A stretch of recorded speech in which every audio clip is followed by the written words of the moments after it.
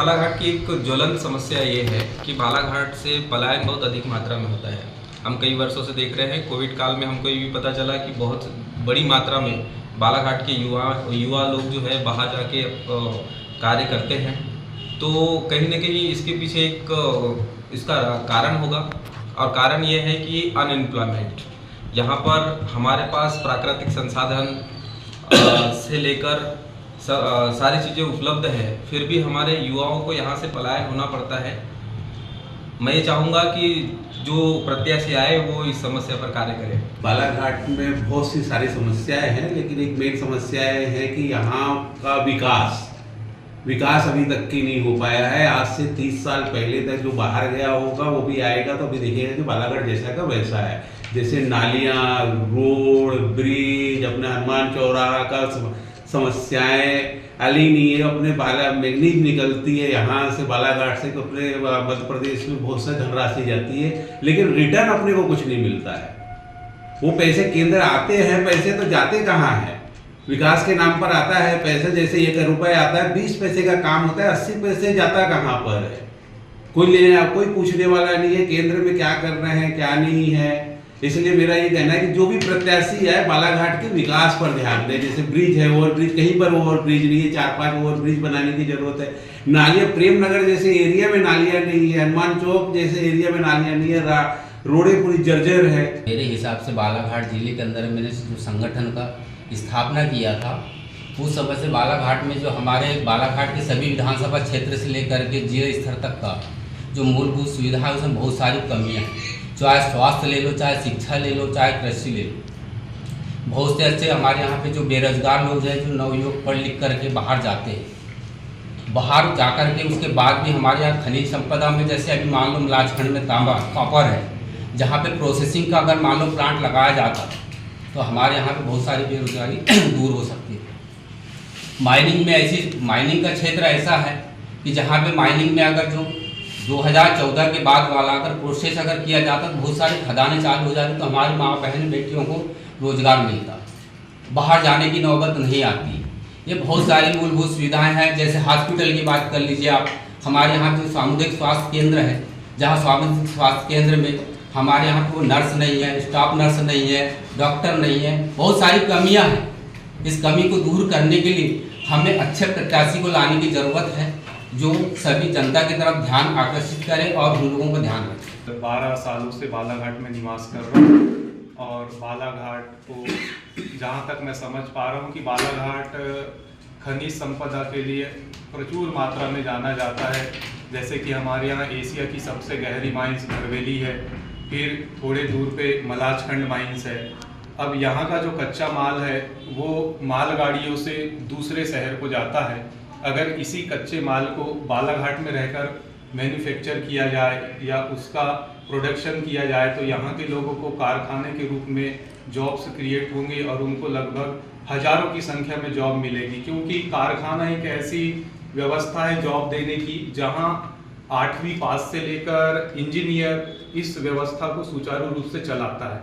ये अकेली ऐसी कारखाने में व्यवस्था है। अगर कोई आईटी कंपनी खुलती है तो वह केवल इंजीनियर्स या साइंटिस्ट इस प्रकार की जॉब्स क्रिएट करता है, लेकिन एक कच्चा माल प्रोडक्शन जो कारखाना होता है वो जहाँ तक हो, अगर चौकीदार है तो 5वीं पास भी है और शरीर से हस्तपुष्ट है तो उसकी भी संभावनाएं वहाँ हो जाती है कि उसका जॉब वहाँ पे हो सके।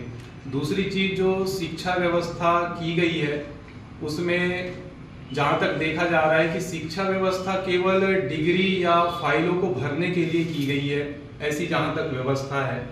लोगों का मानसिक विकास नहीं हो पा रहा है। आज भी जब किसी से हम बात करते हैं शिक्षा के क्षेत्र में तो वो अपने स्वयं के विचार नहीं रख पाता, और जब वह स्वयं के विचार नहीं रख पाएगा तो इस देश से कभी समस्याओं का निदान नहीं हो सकता है। ये भविष्य में भी बनी रहेगी। उसका मेन कारण ये है कि जो शिक्षा व्यवस्था हमारे यहाँ की है वो लोगों के मस्तिष्क में है कि डिग्री डिप्लोमा ले लो और कंपटीशन की तैयारी कर लो। जैसे कि कंपटीशन एग्जाम में भी एक चीज देखी जाती है कि वैकल्पिक प्रश्नों के समावेश होने के कारण बच्चों ने विस्तृत अध्ययन करना बंद कर दिए हैं। केवल जो पीएससी लेवल के, यूपीएससी लेवल के बच्चे होते हैं यही उस विषय की विस्तृत अध्ययन कर पाते हैं, और जो डी कैटेगरी या छोटी वैकेंसीज की तैयारी करते हैं वैकल्पिक प्रश्नों पे ज़्यादा ध्यान देते हैं। तो शासन को ये ध्यान रखना चाहिए कि बच्चों को ज़्यादा गहन अध्ययन किस तरह से कराया जा सके। जैसे एक विद्यार्थी 5 साल की पढ़ाई करता है, उसके बाद भी संभावनाएं कम रहती हैं कि उसका भविष्य बनता है, लेकिन एक राजनेता अगर किसी पद पे 1 साल के लिए भी बन जाता है तो पूर्ण संभावना हो जाती है कि वह लखपति या करोड़पति बन जाएगा। ऐसा क्यों? तो सरकार या जो शासन है, जो देश का हित सोचती है, उसको ये सोचना चाहिए कि अगर कोई भी नेता चुनाव में खड़ा होता है तो उसकी संपत्ति की निगरानी सर्वोच्च न्यायालय के द्वारा की जाए। जो रिटायर्ड जज होते हैं उनका एक कमेटी बनाई जाए और जो भी नेता चुनाव में खड़े होते हैं उनकी प्रारंभिक से लेकर अंत समय तक हर साल उनका डेटा तैयार होना चाहिए कि उनकी संपत्ति में कितनी बढ़ोतरी हुई, क्या उनके पक्ष में ये चीज थी या नहीं, और जैसे ही पता चलता है तो उन पे कार्रवाई हो तो यह एक समाज और देश के लिए बहुत अच्छा होगा। क्योंकि सभी लोगों के मन में यही है, राजनीति की एक स्वार्थ मात्र बन गई है और पैसा कमाने का माध्यम बन गई है, तो इससे उससे निजात पाया जा सकता है। तो यह एक मुख्य बिंदु था। धन्यवाद। जिस तरह देश को या जिले को विकसित होना चाहिए उस तरह विकास नहीं हो पा रहा है। जैसे कि हम देखें तो यहाँ भटेरा चौकी में ओवरब्रिज को लेकर बात कर ले, बूढ़ी की ओवरब्रिज की बात करें, सरेखा बाईपास, सरेखा रेलवे क्रॉसिंग, क्योंकि वहाँ पर ओवरब्रिज की बात करें, इनमें देखा जाता है कि यहाँ पर कई देर तक, जैसे एम्बुलेंस 1-1 घंटे तक एम्बुलेंस यहाँ पर रखी यानी अटकी रहती है। यहाँ पर लगभग 1 घंटे तक यातायात खाली नहीं हो पाता है, जिस कारण बहुत ज़्यादा समस्याएं आ रही है।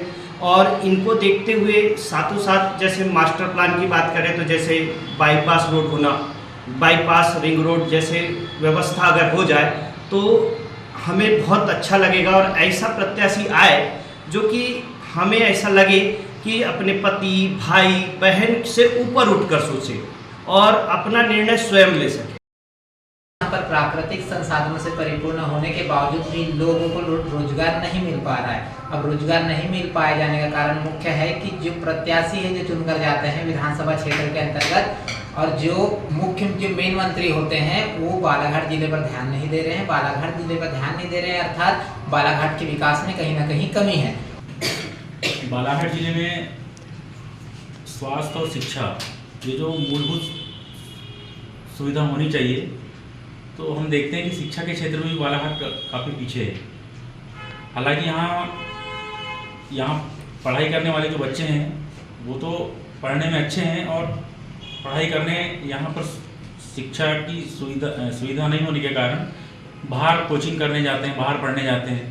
तो अगर यहाँ पर अच्छी कोचिंग सुविधाएं गवर्नमेंट दे अपने तरफ से, या अच्छे महाविद्यालय विद्यालय की स्थापना अगर हो तो क्या है, बच्चों को बाहर नहीं जाना पड़ेगा। दूसरी चीज़ स्वास्थ्य के बारे में अपन ले लें, स्वास्थ्य भी मुख्य सुविधा में आती है। तो यहाँ स्वास्थ्य के क्षेत्र में भी बालाघाट जिला काफ़ी पिछड़ा हुआ है। अच्छे हॉस्पिटल नहीं है, एकमात्र बालाघाट जिले में बूढ़ी हॉस्पिटल है। तो यहाँ की पॉपुलेशन को देखते हुए और भी उसका हॉस्पिटल का विकास करने की ज़रूरत है, दूसरे हॉस्पिटल बनवाने की ज़रूरत है। ग्रामीण स्तर पर हम देखते हैं कि वहाँ अगर सामुदायिक स्वास्थ्य केंद्र है तो वहाँ अच्छे डॉक्टर नहीं हैं, नर्सें नहीं हैं, तो उससे भी क्या होता है कि जनता को काफ़ी परेशान होना पड़ता है। तो हम तो ये चाहेंगे कि अब ये जो चुनाव हो रहा है, इस चुनाव में जो भी प्रत्याशी अगर यहाँ जीत कर आता है तो हम उससे यही उम्मीद करते हैं कि वो जीतने के बाद यहाँ पर अच्छी स्वास्थ्य सुविधा उपलब्ध कराए, शिक्षा के क्षेत्र में अच्छी सुविधा उपलब्ध कराए। बस हमारी यही मांग है।